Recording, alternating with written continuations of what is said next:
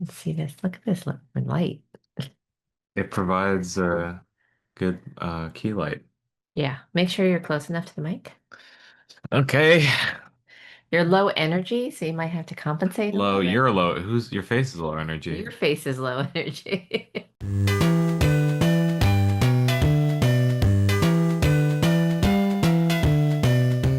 Okay, welcome to episode 32.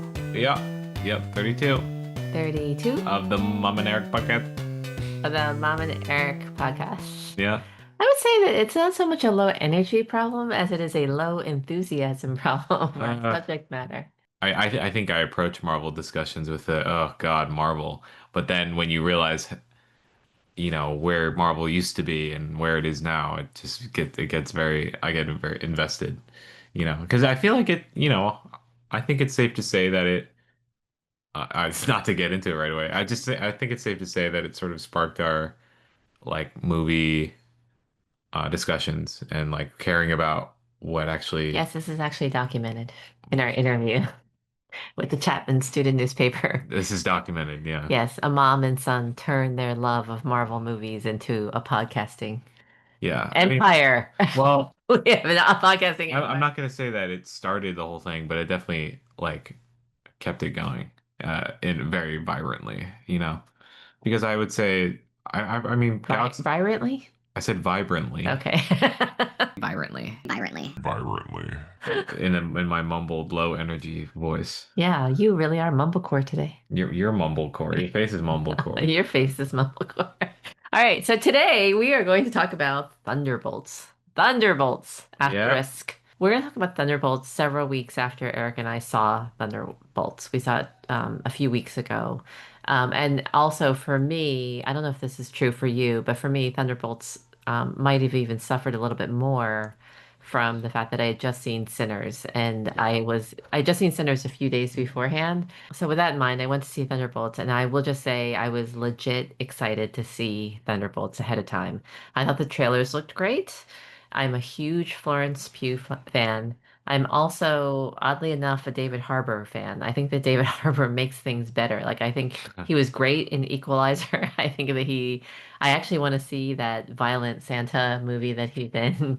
And I thought that he was great in Black Widow. Black Widow is actually one of my favorite B-level entries into the Marvel Universe because of Florence Pugh and David Harbour We together. share that hot take. I talk to Oh, so many people who hate Black Widow. I oh, think for valid reasons, but especially because of when it came into the franchise. yeah. But like, I actually think it's a solid origin story. Yes, me too.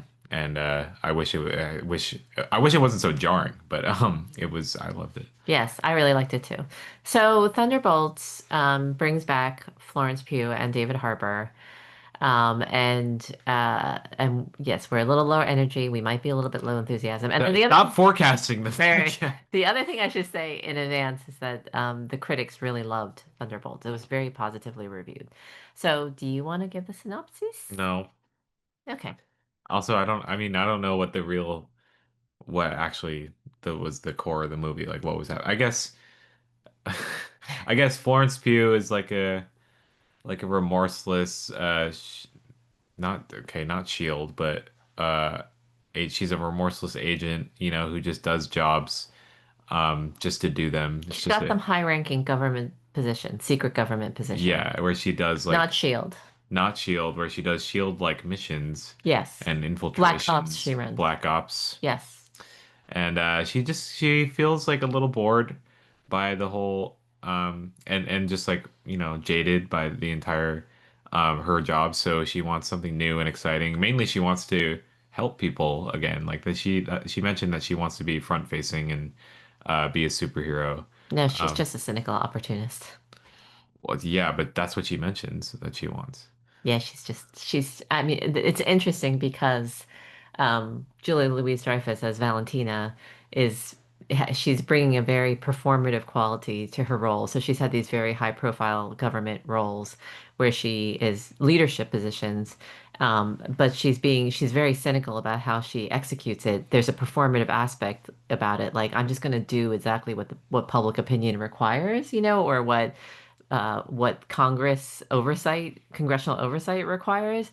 But in the meantime, I'm just going to do exactly what I want for what I think is like she's basically like a megalomaniac leader, but she's pretending to do it under the guise of noble Yeah, ambition. and I was saying Yes. that What were you saying? Florence Pugh just wants to like do something Oh, real. oh, oh, I thought you were saying about Valentina. Why would I be talking about that? Okay, Valentina's character is just like I don't understand why she exists, but like Florence Pugh is somebody who is doing these missions and trying Yeah. to I don't know why I would be talking about Anyway, anyway, yeah. can I just say something though about Julia Louis-Dreyfus's character? Sure, yeah. Is that her character plays the same role that Nick Fury did, Yeah. and the same role as who else does that gathering role where you just show? Oh, Professor doesn't Professor Xavier do that in the Charles Xavier do that in the X-Men movies where he shows up at Yeah. all these random places where it's the gathering the squad plot function. Yeah. You need to gather the squad. Yeah. The Or Valentine. like who's the woman in Suicide Squad who brings together the Suicide Squad. It's like that role. Yeah, I forget who she is. They all have different personalities. Yeah, the one played by Warden or sorry. Warden, yeah. Viola Davis? You mean the one played? No. Oh yeah, Viola Davis, yeah. Yeah, Viola Davis. I forgot Okay. she played that. Thunderbolts is about all of these characters from other Marvel movies and TV series that are brought together to be eliminated because they are quote unquote they're black ops, they're dirty laundry, and they want a clean house, so they're brought together to be eliminated. And instead, they turn out to be this unlikely bunch of I don't know heroes. Would you call it heroes? Anti-heroes. Yes. And they're turned into hero slash anti-heroes because one of the people who's there's somebody there's a figure, the Void, Bob, who played by Lewis Pullman, son of Bill Pullman, the actor. So he is a leftover failed. They thought he was a failed experiment, but it turns out that his the experimentation actually somewhat worked in terms of giving him superpowers, and so he turns into a sort of villain. And then the rest of the Thunderbolts have to save the world and also save him. So that's the plot of Thunderbolts. Yeah, no, and this is being set up as actually part of, I don't even know what phase we are of Avengers. Is this Avengers phase Oh God. 18? But whatever, this is the next phase of Avengers. It ended with Endgame, appropriately so. And then they've been trying to set up a whole new era of Marvel using TV shows, and there have been all kinds of snafus. There have been all kinds of snafus that have bedeviled the Marvel universe and Kevin Feige's universe. But this Thunderbolts is one of the key, I think it's considered to be one of the key set pieces because a lot of the people who appeared in Thunderbolts were also scheduled to appear in the next Avengers movie. Is it Doomsday next or is it Yeah. Secret Invasion next? Doomsday. For the Avengers, Yeah, yeah, Doomsday. Doomsday is next. Which just got pushed back to December 26, 2026. 26? Yeah. Oh, that's not that far. Yeah. They Oh, was well. originally gonna be May, but they pushed it back recently. Yeah, I don't even think, have they started shooting it? Yeah. Oh, they have. Wow, I didn't know Well, that. the extra scene for Thunderbolts was something from Doomsday, I think, or the set of Doomsday. Oh, I thought it came from Fantastic Four. Yeah, but it was the set of Doomsday. Oh. Yeah, okay. So that was the synopsis for Thunderbolts. I know we're disjointed, but I think that both Eric and I were incredibly well aligned in how we felt about the movie, and I can't quite explain my feelings why it was so bad, why I felt the way that I did, why I felt it was meh. But I will just say at the outset that I felt that the movie was just okay, and that there were some things about it that drove me crazy. And then also connected to our episode about why some movies should be better, why some movies disappoint us more than others. I actually was super disappointed by this movie. I really wanted to be good. And I thought that I had gotten really good at dampening my expectations for Marvel movies in this era. I thought that I had gotten really, really good, but unfortunately, I have not gotten really good at appropriately calibrating my expectations. I kind of let my hopes boop, boop, boop, boop, boop for Thunderbolts. And then as I was watching it, I number one, I was in the theater with one other person. And then and it was the entire time I was just noticing like glitchy things or weird things about it or things that I would have done differently. So that was really sad for me. Sad for me. Yeah. I mean, it's Okay, so what did you think of the big, movie then? big shocker that this finally, I mean, for me, finally, like this is the first decent entry like that we've seen since Endgame ended, and Yes. it, I mean, like whoop-de-doo, like it's like it's a somewhat decent movie like that kind of barely has emotional investment, on my opinion. And it's weird because decent has our bar. Why have we not lowered our bar sufficiently that this was better? So, like, we thought the Marvels was terrible. Yeah. We thought the Marvels was terrible, but I kind of enjoyed parts of the Marvel. Yeah. We thought Craven was terrible, Yeah. but I kind of enjoyed parts of Craven. So Yeah. my expectations were totally in the right place. I have not seen Quantumania because Eric keeps on warning me against Yeah. Quantumania. I have not seen Guardians of the Galaxy 3 because Eric warns me against Guardians of the Volume 3. Yeah. So what? So anyways, in other words, I have succeeded in some area. It's almost like I'm doing better with the really laughably, entertainingly bad ones Yeah. than I am with the ones that try to be Yes. better, that try to be better. And Thunderbolts actually tried to be a decent movie. Yes. It really did It try to be did. that And makes I me so mean, and sad. honestly, for what it's worth, it kind of was, and I do respect a lot of things about it. A lot of, What do you respect about it? well, a lot of things that are attached to my expectations now for Marvel are again, I've repeated this a lot, but based on what's already existed in the Marvel universe, and also just the core ideas themselves. Like these ideas for these movies are amazing. If Yes. you actually think about it, like the idea of like making a superhero team of these kind of outcasts and like of heroes who like have the worst personas, worst names, like worst, Thunderbolts, worst name ever. Like that's a really great idea. And but their execution is supposed to be in line with this branching ever evolving universe that keeps getting new editions and new installments and new plans and new actors, like likable actors and likable characters, but just is not in the service of one vision, is not in the service of like one idea or one goal. So it ends up just being kind of like it was okay, but it doesn't really grip you. So this was exactly that. I was the marketing for this movie also made it seem like it would be kind of like a Deadpool sort of thing where it was going to be ironic, but also like maybe grab your attention. Um, and I think it's funny because the marketing felt very noisy. It was like this is gonna be like hitting all the areas, but the movie itself was kind of just like flat. I think like that flat would be the way to describe the entire tone, except for the rarest moments where we get some really great performances Yeah. or really great comedy. Really Yeah. like there were some good comedic moments. I think I talked to a lot of people who said like, "Wow, this was actually one of the funnier Marvel movies that's come out because it's not like hokey and cringe like it has been recently." But um, I mean, for me personally, like fucking Red Guardian, anytime he was on screen, was the funniest character ever. Yeah, he is His funny. limo service and like his relationship to Yelena, who he treats as his real daughter, Yeah. um, it's really sweet and it's also really funny.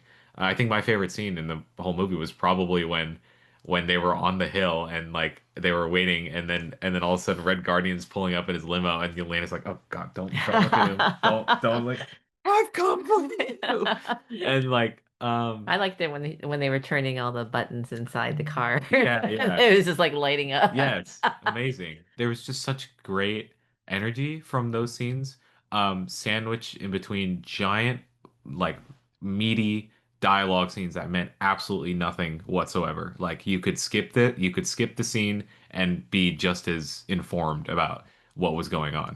Like Yes. especially with Julia Dreyfus's character because she was so pointless. It's like you compare her character who's supposed to be comparable to Nick Fury or Oh, yeah, I was gonna say something funny about that. Amanda Waller. Amanda Waller was the Suicide Squad Oh, person. okay. Yeah. But she has no like actual force, like grounding force that makes her like a legitimate character you need to like um that deserves like the screen time because she's not really putting things into action in a very significant way. Yeah. And honestly, her presence in the end of the movie feels so unwarranted. It's like you should be gone at this point. You literally fucked up this whole thing. Why are you now leading the new Avengers and why do they control you?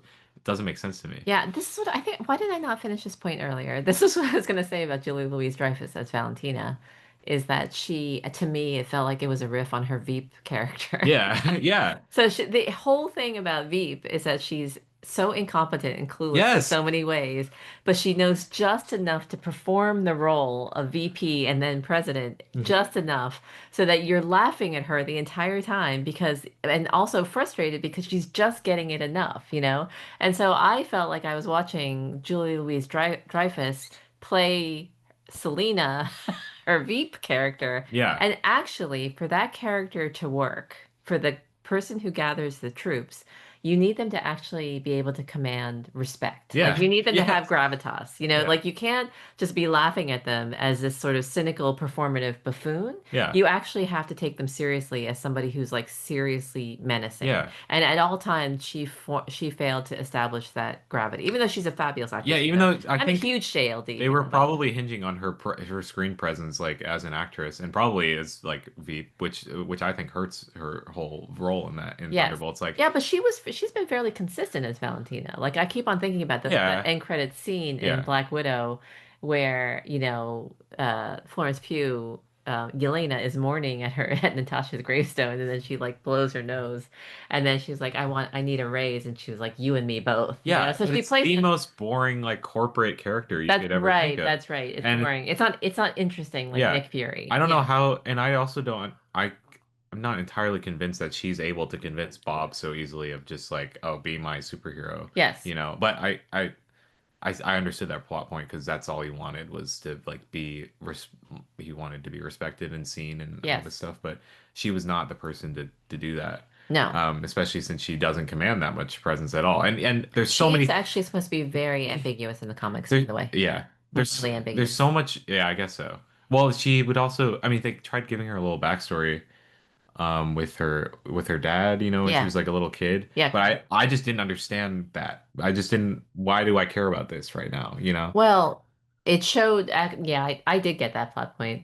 I mean, Bob was just incredibly powerful at he got people to enter into his own Yeah. psychosis, Yeah. you Yeah. know, and so he showed her her own psychosis, but that didn't stop her or obstruct her from her own cynical aims to exploit him. Yeah. Okay. But I just don't. She's just looking for any way to stay in power. I just don't understand how that gives her character depth. It Oh, really because all we saw was her backstory, but that didn't contribute to her decisions really in the present, like what she was doing in the movie. correct. Um, Correct. so it's just why are we seeing this? You know, Yeah. it's not it's just backstory to give backstory. Yeah. And there were so many scenes with her.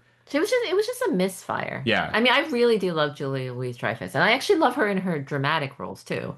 And I actually think that if they had gotten her to play in her dramatic roles, more of her dramatic persona, I actually think that that would have been a better choice. I actually think that some roles you have to choose to play straight, and yeah, some roles, and like she's very good in her small indie roles, like Enough Said, and You Hurt My Feelings. She's actually very good when she's vulnerable.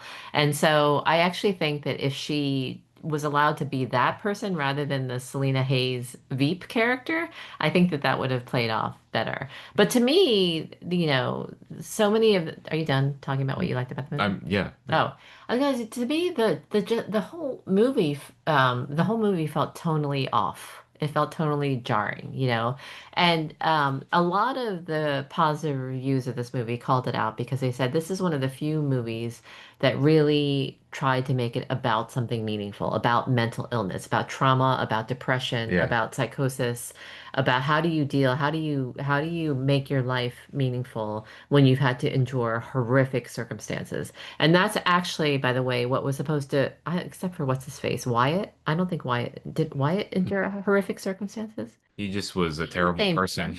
John? John Walker. Yeah, John Walker. Yeah, he was a war hero. Wyatt Russell's the actor's name? Yeah, he's the Oh, actor's name. okay, Yeah, yeah, I John keep on Walker. calling him because he's Kurt Russell's son. Yeah, That's how I know him. But forgot. Yeah, But anyway, but they like Ghost, for example, endured horrific circumstances. yeah, She was nearly vaporized as a child and then endured constant pain. yeah. Florence Pugh was in the Red Room, Yeah. and like it just all these terrible sort of rises and falls.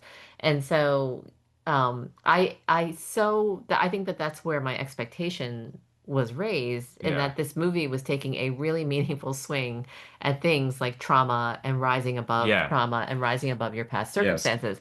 And yet I could not freaking settle into any kind of dramatic pacing. I just felt that it was always, I was always being jarred. I was being yanked back and forth tonally. The humor even felt forced, so yeah, Yeah. either let the moment, how can I say this? The humor in Marvel movies always comes as a moment of dramatic um, Relief. relief, right? So it's a moment with tension building up.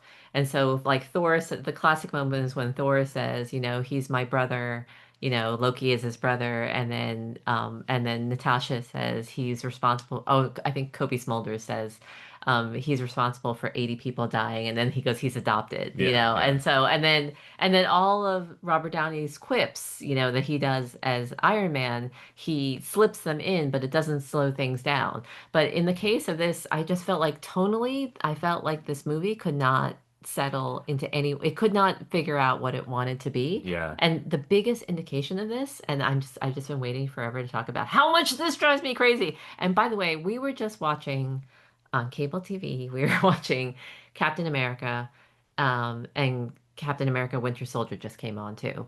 And I was looking for the same issue that I found in Thunderbolts, which I'm just about to talk with, and it was nowhere present in Captain America.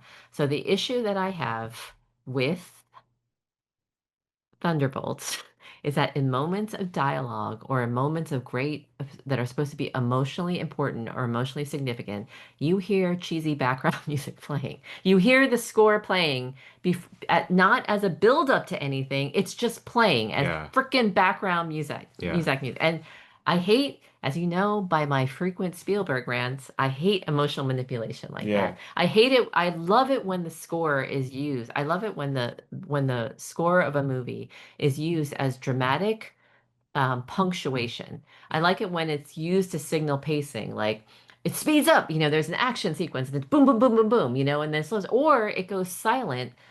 I love it when there's no score because you're actually in a moment where the characters are interacting, or it's an important dialogue scene. But there were so many times in Thunderbolts when they were figuring out their purpose, their meaning, their value. They were trying to talk to Bob, they were trying to talk to the Void, and the score was still playing nonstop. And I felt like saying, turn it off. Yeah. So that drove me crazy. And I think that plus the meaningless, long, chunky dialogue bits that didn't add anything to the emotional heft drove me crazy. So I think that overall, the emotional tenor of this movie was so jarring. It was so, so, so jarring. Yeah. Music feels when it's used like that, it feels like a patch. Yes, It's that's a great word for it. It's a it's great like word for I it. mean, I Patch. experienced this personally working on short films. It's like I think when you feel like your dialogue scenes or your emotional scenes are not going to, or you're fearful that they won't hit Yes. exactly the way you want them to, Yes. you patch them with music because music is supposed to make you feel something Yes. regardless. But they end up just crashing on each other. Like, Oh, the word. I mean, the ideal scenario is that you make sure the writing is perfect, Yes. and then whether or not music comes in is a matter of debate later. But when it's just used as like okay, we'll just give the audience everything so that somebody can take something from that Yeah. if they want to. If it's honestly, It's obtrusive. honestly, it's a little cowardly, I think. Like, Yes. I mean, especially in Marvel, where they've taken these risks before. I it felt if You know why it was driving me crazy too, because it reminded me when music is out of sync like that, or when it's used yeah, as like a sort of yeah, not like it just we're gonna just try to make you feel something because we're not gonna trust in this dialogue yeah, or the acting. Which, by the way, why would you do that when you have some of the greatest actors ever yeah, on screen talking to each other? yeah, Lucas Pullman can really hold his own, and Florence Pugh is amazing. Okay, so when they're having these meaningful dialogue scenes, go silent and then signal in the beats of your score that something big is, or that there's some transition or big action sequence coming up, yeah, right? yeah, So I was reminded of our big issues with Shang-Chi, which yeah, is that Eric, was driven crazy by the score, especially during the most climactic moments of that movie. You had some weird ass synth music going on during these incredibly what were supposed to be heart stirring, really incredibly triumphant moments, Yeah. and when he recut the final scenes, not he didn't have permission to do this, so it's not I okay. didn't have permission. He did, Whatever. but he recut the final sequences in Shang-Chi with the dragons rushing up out of the water. He recut it with these incredibly triumphant uh, music moments from Legend of Korra, which is an animated series that he loves and it has a great, great score. And the difference in how you watch a scene was amazing. Like it's amazing. So I kept on thinking how much better Thunderbolt would have been if they had better pacing and if the score and the performances and the screen and the writing were just better synced up. Yeah. They needed to be more in harmony with Yeah. each other. They were not in harmony with each Yeah, other. I have a pet peeve now with dialogue scenes that are not I'm trying my best now to watch movies and notice whether or not the dialogue actually is like in service of this story and Right. about what the plot is Right. and not about the exposition and making sure the audience understands what's going on. Like I think I've actually had so many experiences in movies where I don't understand what's going on, but because I know the emotional weight and the emotional trajectory of like two characters, it really doesn't matter. Like Right. the little details big fans of a movie can get into that later, and that can make sense or not make sense. Sometimes that is a failing of some movies and TV shows, but like the emotion is always what is the most prevailing aspect. But it's just like whole piles of nothing just being Yes. talked about. Just like I actually really I hated when Julia Dreyfus was like at that gallery thing, and then like the judge conference or whatever guy comes up and is like they're shooting the shit. I'm like, who cares about these two characters? Bucky is in this scene, and he's where is he? And then he shows up, and then the congressman, and he's what? By the way, why is Bucky a congressman? Can we just ask Yeah, that yeah, definitively? everybody Why questions is he a it. congressman? And he just came off of doing the Trump role too. So I guess they were just addicted to making these like actors who have done political roles like do Yes. them again, Yeah. but in a different light, which makes no sense. But he had that discussion with the same judge, and it's like we got her pinned down. We're gonna. It's like who gives a fuck about these little minuscule little plot details? So, and I feel like there were deleted scenes like that were just missing out of this whole thing. Yeah, Like, yeah, yeah. but I'm seeing the intention where like there was sort of the main story was like Florence Pugh and Bob kind of coming together and realizing that they can be better. They can like work on themselves and Right. like overcome this like this feeling that feels so Trauma. that this trauma and like this void like they can overcome together like that's Right. the main story, so anything that was distracting from that they took out because they were afraid because the movie was getting longer probably, Yes. and they needed to keep all the exposition because all the exposition was necessary, and they just took out all these stuff. So like one example is probably I think I actually heard that this was the scene, but whatever Bucky saw in Bob's like whole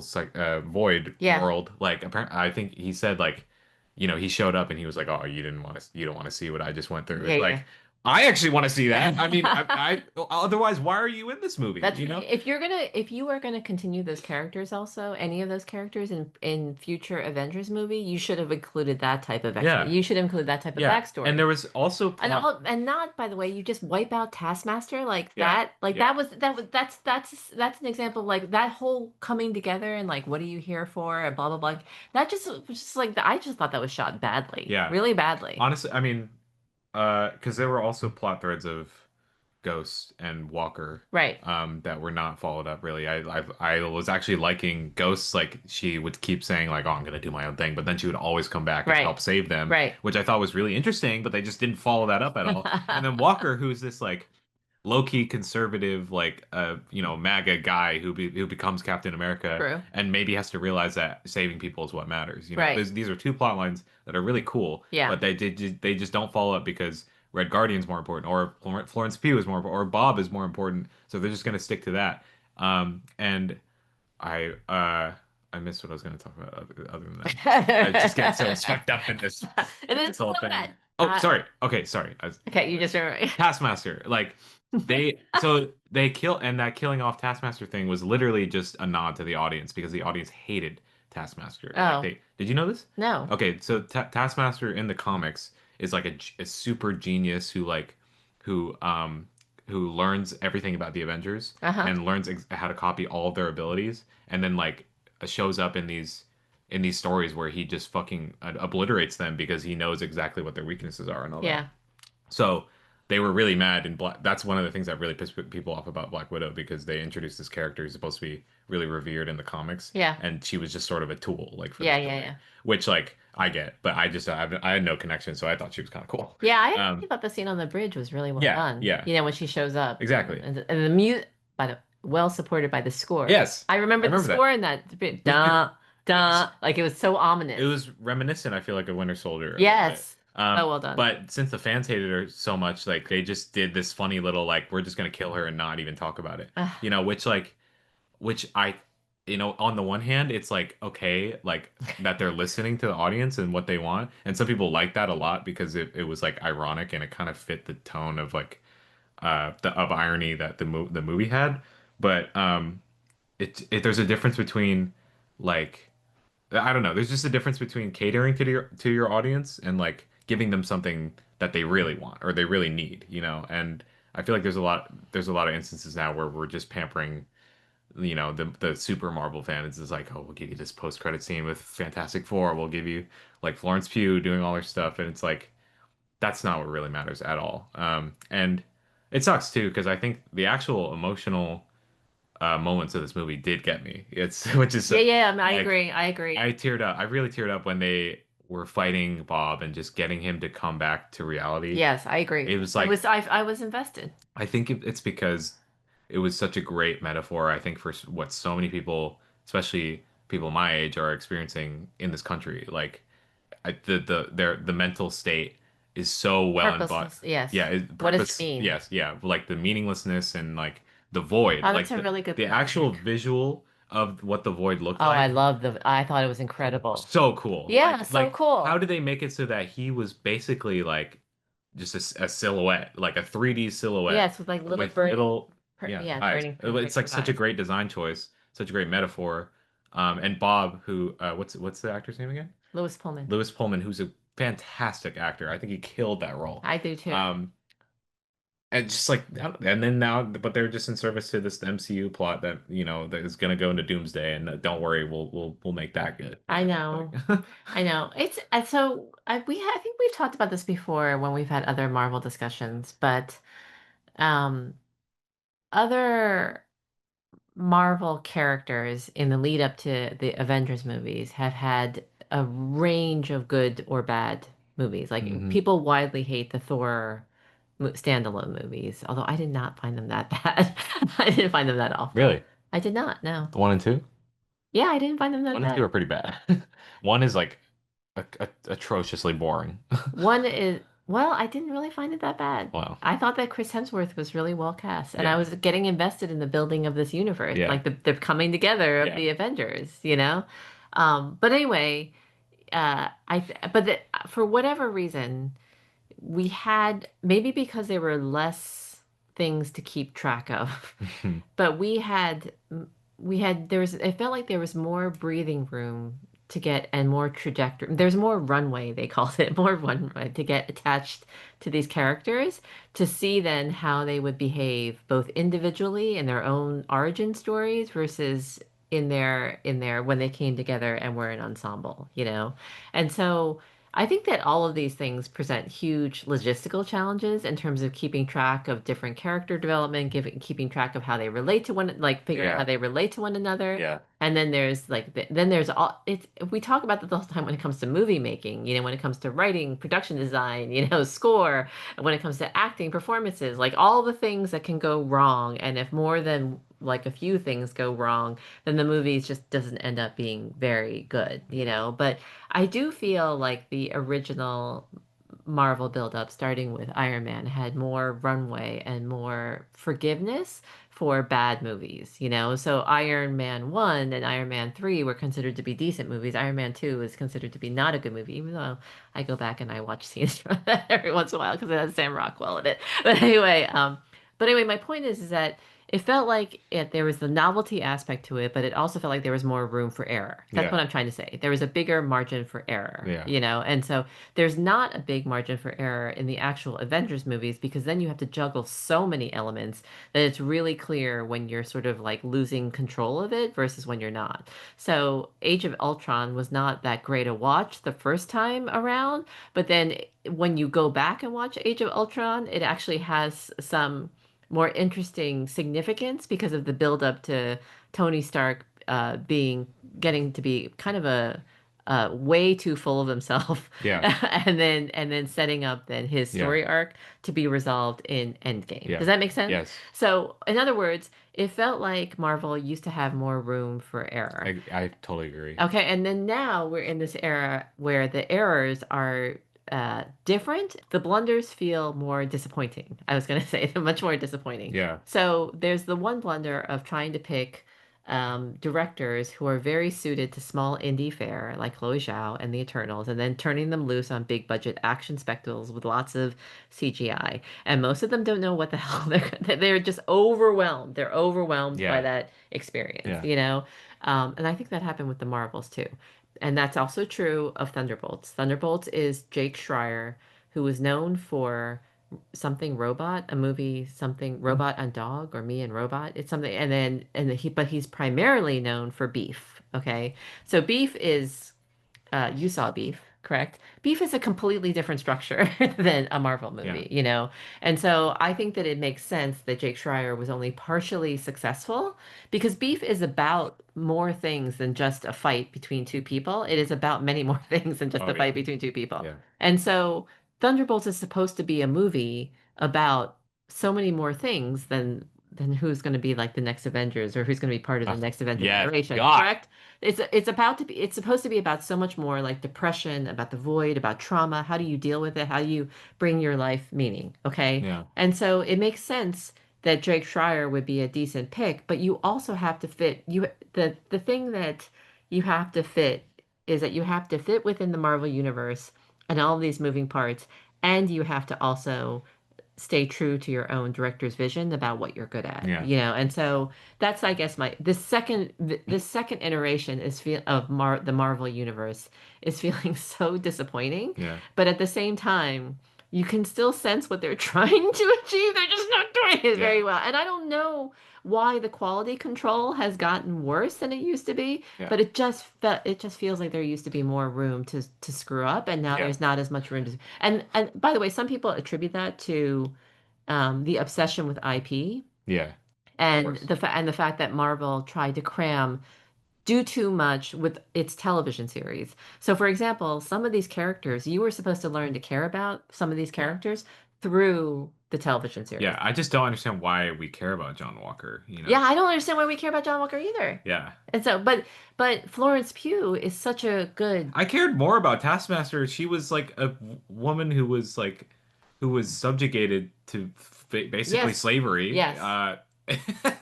But since the fans hate her, like, okay, we'll just kill her off. Yes. I was full of such admiration for Florence Pugh in the role of Yelena because she was so compelling in Black Widow. She was so good in Black Widow, and she was so good in Hawkeye, which Yeah. was not a great series otherwise, you Yeah. know. But the interaction, the scenes between her and Kate Bishop, who's played by Haley Steinfeld, those scenes are so good that I go back and I rewatch them. I go back and I rewatch the scene where they're riding about the elevator together before their big fight sequence. They're great. They're great. And then when she talks about how, when she decides in Hawkeye not to kill Clint Barton because she realizes that she's just been assigned to kill somebody for the wrong reasons, you Yeah. know, Yeah. and then when she breaks down crying and said, I wanted more time with her, with my sister who was not my real sister, you know, it is one of the most heartbreaking moments. She's a killer actress. So good. She's so good. She's ridiculously Yeah. good. So Marvel is doing, this is what's so heartbreaking to me. Marvel continues to do some things so well. Yeah. They cast amazing actors.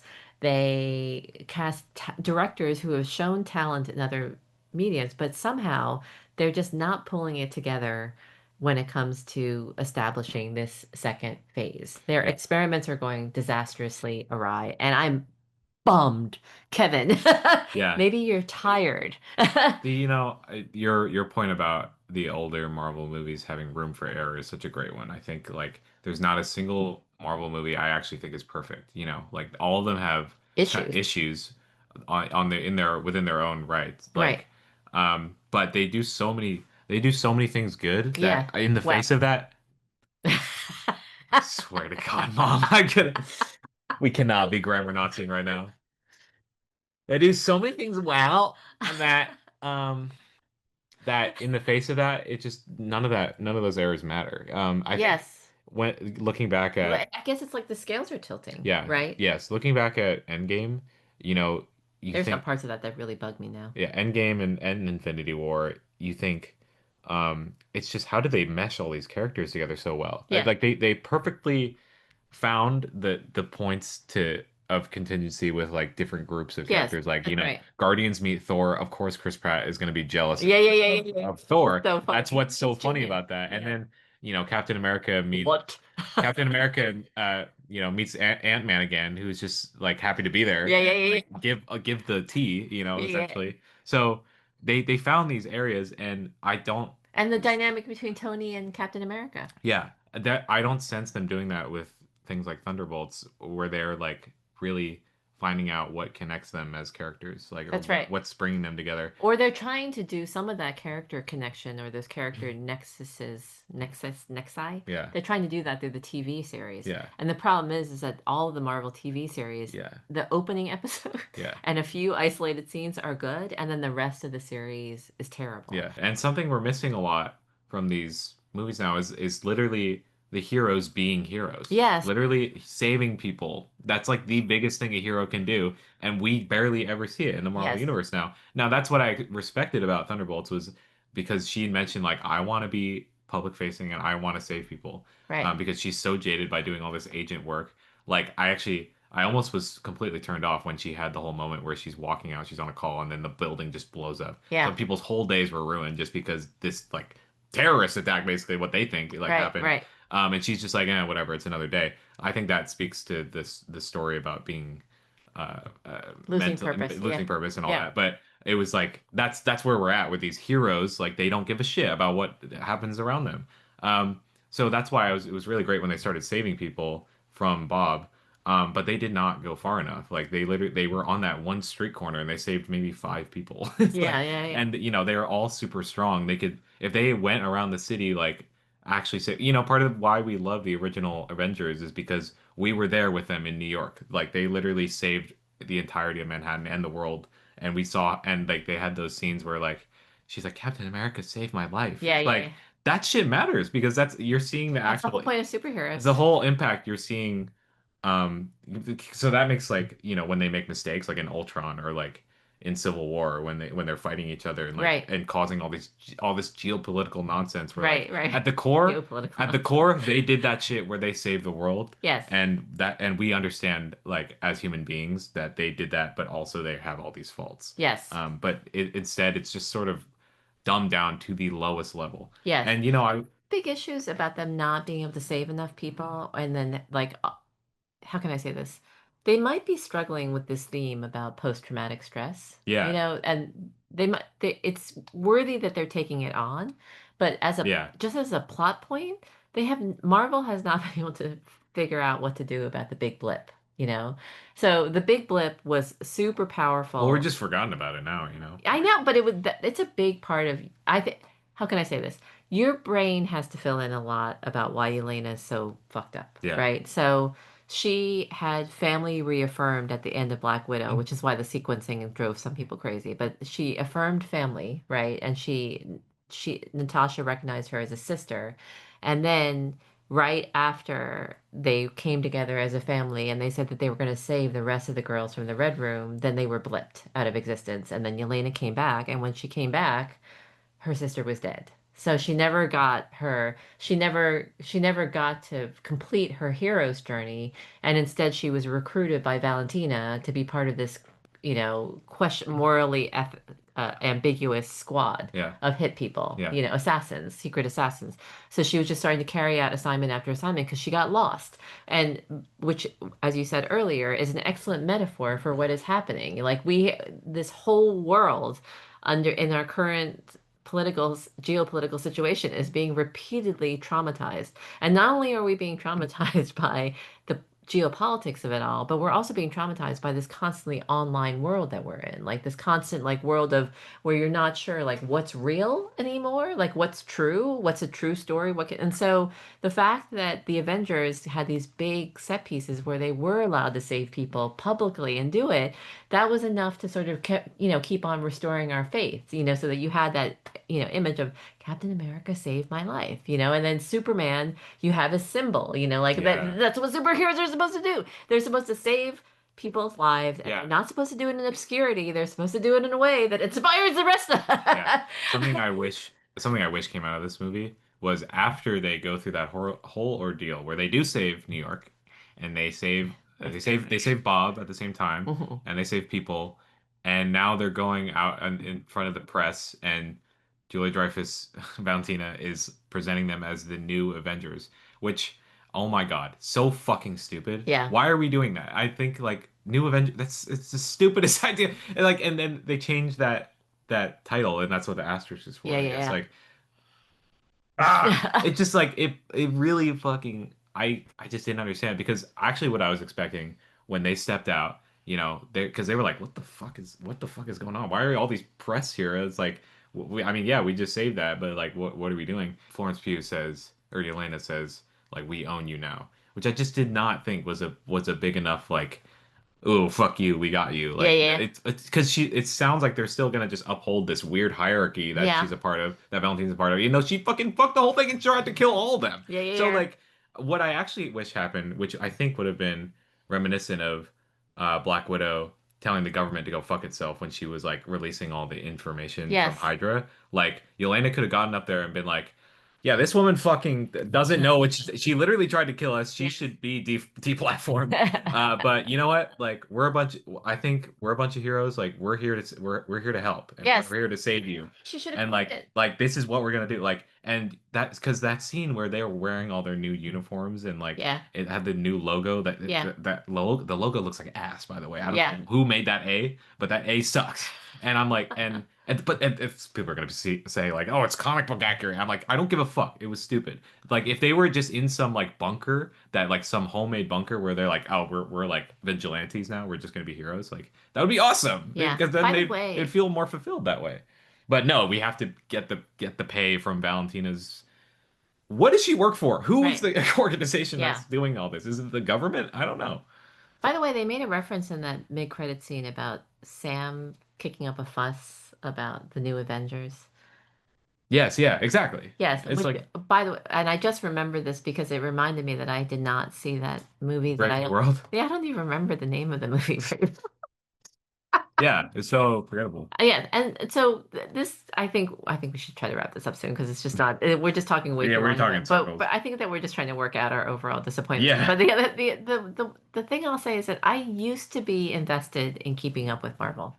I did. I used to be invested in keeping up with Well, Marvel. technically, I still am. I'm still watching. So, to their credit, they still are hooking the both of us to keep going Yes, but I could in not the care. hopes that it will be good. I love Pedro Pascal, and I could not care less about the I Fantastic I Four. also can't care less. I can't care less. I And now that don't. they spoiled the ending of that movie, it's like, okay, well, now I really don't care. Yeah, I don't care about They're just gonna lose anyway. the Fantastic Four. I don't care about I still but I'm not keeping up. I'm No. just not keeping up, And I'm and there the to return to this theme about the margin for error used to be it or there used to be more room for error. Their errors are getting way, way too big for me to ignore.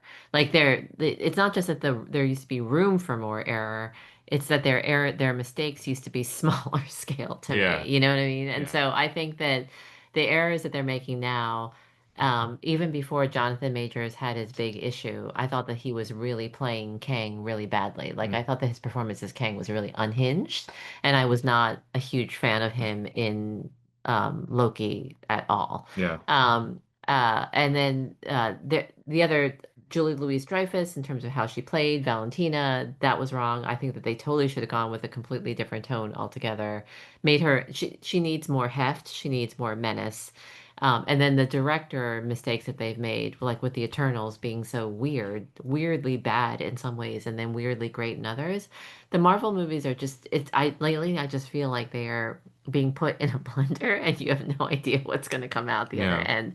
So in other words, I almost appreciate the stereotypically bad Marvel movies that I than I do the ones that Yeah. are empty and soulless or the ones that tried and failed. Although I will just say that I do think that the concept of the void and the themes of Thunderbolts it's worthwhile sticking with if they could just make some serious tweaks to that whole idea because the void is freaking terrifying Hmm. and it's not just the character design but it's the fact that he was just so unstoppable Yeah. once he went going and he just blanked out which reminded me a lot I think about the why Scarlet Witch could be terrifying because Scarlet Witch could keep an entire town area, an entire world hostage through Yeah. her mental magicking capability Yeah. Yeah. and magicking things. Yeah. And so, and the void is similarly terrifying in that he's like he's even worse than the Hulk. Like how the Hulk was like this.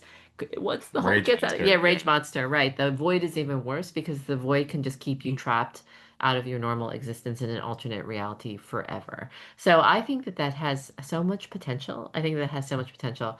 A colleague of mine, when we were talking about Marvel movies versus DC, said that the Marvel Studios genius in their first iteration lead up in the Avengers he said that they took these incredibly minor, uninspiring characters from the Marvel Universe and cast really great actors to play them and put them in really great story arcs. He said Captain America is like a nobody in the Marvel comics, and yet in the hands of those filmmakers and in Chris Evans, he turned Captain America into something really, really powerful. And so and the irony was that DC comics were known for yielding these incredibly iconic characters. Like Batman is considered to be the most iconic character. I think that Marvel was only considered to have Spider-Man. Like Spider-Man was their tentpole character. Iron Man, all those other dudes, just totally side character.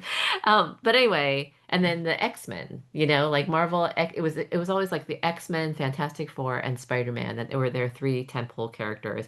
And so the fact that the Avengers were made up of mostly people, all other people other than those people, is a huge deal. It's a huge, huge deal. But then DC Studios was unable to make the movies that were as good as their intellectual property. So in other words, DC and Marvel used to have the wrong ends of the stick. They used to have one end of the stick, but not the other. And so DC had the great characters, but not very good movie makers. Marvel had okay characters, but really great filmmakers. Now I think it's just a mess. I think that Kevin Feige is tired. And I think that there needs to be somebody with the visionary leadership of Kevin Feige, who was the guy who was known as the quality control guru of Marvel. Yeah. We But I talked about passing the torch Yes, before in a there different needs to be episode. a passing of the torch. There needs to be a passing, and I am not. I guess like Eric, I will continue to watch Marvel movies. I'm not going to watch the Marvel series.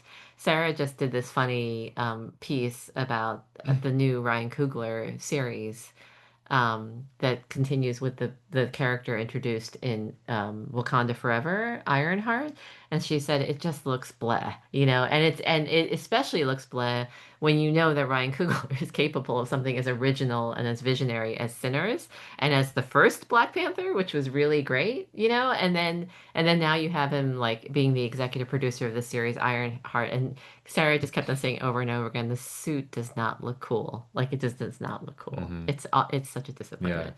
So I again, I don't think I'm over Marvel completely. I think that like you, I will keep on watching it. Hmm. But I almost enjoy the experiences like the Marvels and Craven Yeah. more than I do.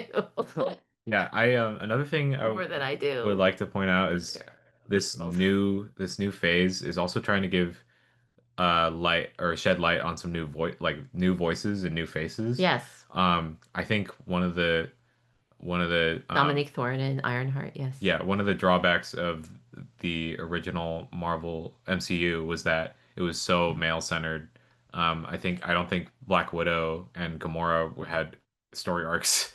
They both, I mean, I pointed it out the last time I watched Infinity War that Yeah. both Scarlet or that both Black Widow and Gamora had the same exact emotional beat in two different movies where they both died the same exact way. Oh, And for those interesting. and for well, yeah, and for the only female characters to both have the same thing happen to them is just like unoriginal and not and uninspiring. Yeah. And I think it's great that actors like Florence Pugh and characters like Yelena and I mean, even Julia Dreyfus is like given like a villainous role. I think that's bold, and I think that we should be doing that. We should just be doing that the right way. Yeah. And honestly feels like it's giving more reason for those people not to be given chances, Yeah. but when they should be, because honestly, I think it's probably of who it's in the hands of. I think they're not giving they're still not giving these stories um, to the right people, Yeah. who can handle people like Ryan Coogler, who Yeah. could because Black Panther worked because Ryan Coogler had the connection to the characters and the story arcs in a way that felt very personal. Yeah. How can you make it that personal? Movies are great. We love movies because they're personal. Yes. They take risks and they challenge your viewpoints Right. because they come from such a centralized viewpoint to somebody else's perspective. But the MCU has become so decentralized because it's all about doing everything all at once. Yes. Yeah. Yeah. Yeah. It's like Yeah. we're gonna hit everything, That's a great and point. if it's lacking in some areas, we're gonna make sure it's not lacking in this area so Yeah. that you can at least watch it. We just Yes. want your eyes there. We don't care if you actually really like it. But they actually are making missteps in that, they making something unique and special is actually what makes everybody come to the theater because Yes. that's what they come there to experience is something new and different. Yes. So The casting, I do want to speak a little bit of 1 second about the casting because Robert Downey Jr. and Iron Man is a mutual redemption story. It's a mutual, Marvel Studios was non-existent, and Iron Man was the first big gamble that reestablished Marvel Studios as a proper filmmaking studio. yeah, So all of its properties were licensed, all of its IP was licensed out to other film studios, which is why there's that whole big Fox, Sony, Spider-Man thing going on. So it's Fox, Deadpool, and then Spider-Man, Sony. hmm And so all of them were licensed outwards, and then Marvel Studios decided to try to be its own thing, and it hired Robert Downey Jr., who was considered to be one of the brightest actors of Hollywood, and then completely went through like a 15-year drug-fueled period. And then that movie was so good. I remember my experience of seeing Iron Man in the first Iron Man in the theaters, and Dad and I were sitting there, we were like, about 15 minutes in, we were like, holy shit, this is actually really enjoyable and entertaining, and every single beat was hitting, and it was great, So when these great action movies that require so many special effects, so much stunt work,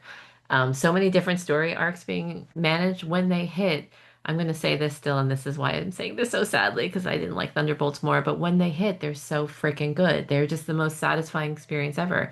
And so all this debate in Hollywood about whether or not superhero movies are dead or whether or not people are sick of superhero movies, I will always be here for a great superhero movie. I will always be here, like ready for my hope to be ratcheted up again and again. Like, oh, this looks like it could be promising. This looks like it could be interesting. Blah blah blah. But I need them to cast people that are really going to make the right choices for how to play the character and how to deepen the characters. Florence Pugh was a great choice as Yelena. She's really really good. Lewis Pullman is a find. He was a find in Top Gun Maverick, yeah, and also playing a character named Bob. Bob, yeah, And so he was a find, and he's a find in this movie. I think he's going to be a consistently big deal, and he's really beating back the claims that he is a nepo baby, because his dad is also a very well-regarded actor, like yeah, a really, really well-regarded yeah, actor. So anyway, I guess my point is that I need them to make better choices. I need somebody like Kevin Feige. This is not just a passing the torch thing, but I need somebody to keep on looking at the final cuts or the rough cuts of these movies and being like, there's a way that this movie could be great, that all the elements could come together. Yeah. You know, it's that final thing where you're testing it with the audiences and you're testing different audiences and blah blah blah, but you're not 100% relying on your audience reactions because audiences are not always smart. You're actually being guided by some inner vision about what the story should be and where it's all going and how it's going to really mean a lot to Yeah. people. That's my feeling. Yeah. So Marvel, we're not done with you yet, but we are sad. We're sad about this latest entry. Yeah. Yes. Um, Anything else? yeah, I don't know. One last thing I would say, I also felt like the movie was missing just like one like commercial track. Like just one like really recognizable song. Oh, interesting. You Yeah. know, like I feel like the music was not noticeable in this movie. But like, you know, things like Deadpool, Hmm. and Even Black Widow. even Black Widow. Black Widow has the opening cover from Nirvana. Yeah, I hate that, but it was at least a choice. Um, and like it's something that makes it recognizable, and I mean, and even like, you know, the Avengers always, if you're watching Ultron, would always have the Avengers theme when the Avengers are fighting together. Like Yes. we just didn't get that really, No, because the score itself was terrible. you didn't get like a melody. Sometimes I feel like that's also a cop out, you know, like Thor Ragnarok reused like the same Led Zeppelin song over and over, Yeah. but at least it made it fun, you Yeah, know. yeah, yeah, yeah. And I sort of respect it because they were trying to be a little more serious, but Guardian certainly uses music to great effect. Like James Gunn really fights for his yeah, tracks. like I feel like Thunderbolts would have done well with like a Radiohead track or Oh, something, you interesting. It's know, a great idea. like it might have been cliche, but it at least would have been like I think Eric should be the next more invited. human. No, I no, do. He has no. so much better taste. Yeah, for sure. He has much better taste. Oh, and you know, even like Star Trek, like the reboot Star Treks, like they all had sabotage in every movie. Like, Yeah. and that's just because J.J. Abrams loves Beastie Boys, you know. Yes, Like, they had Sabotage, but they also had a great score. They yeah, had that yeah, great, great score. Michael Giacchino. Da da da da. Yeah, Na na na na na na. Sorry. amazing. So, um, since they're pumping these out, the Marvel Studios is pumping all these projects out. They just don't have time to put like the energy, I feel like, into that, until it's Doomsday. Maybe Doomsday will be good. But that we keep saying that every iteration. It's like maybe the next one will be good. Maybe the next one. Yeah, But but all the other Avengers movies had Alan Silvestri as, the composer, and then you really remember those themes from movie to movie. So it shouldn't be maybe the next one. It should be the next one yeah, to save it. I'm starting to think that I'm honestly starting to think like two things would save this franchise. It would be giving out the IP to everybody, or it would be like Disney falling apart as a company, both of which are impossible.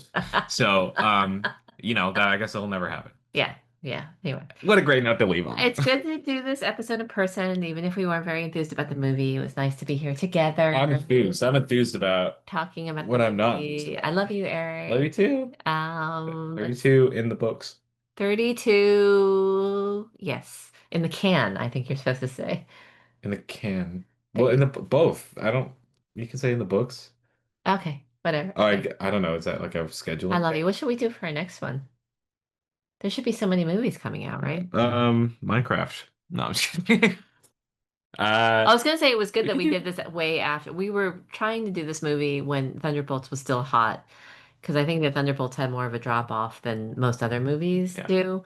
However, sometimes it's good that we do these episodes, I think, a few weeks afterwards, because our episodes are always full of spoilers, hmm and some people might not like that. I don't think people care.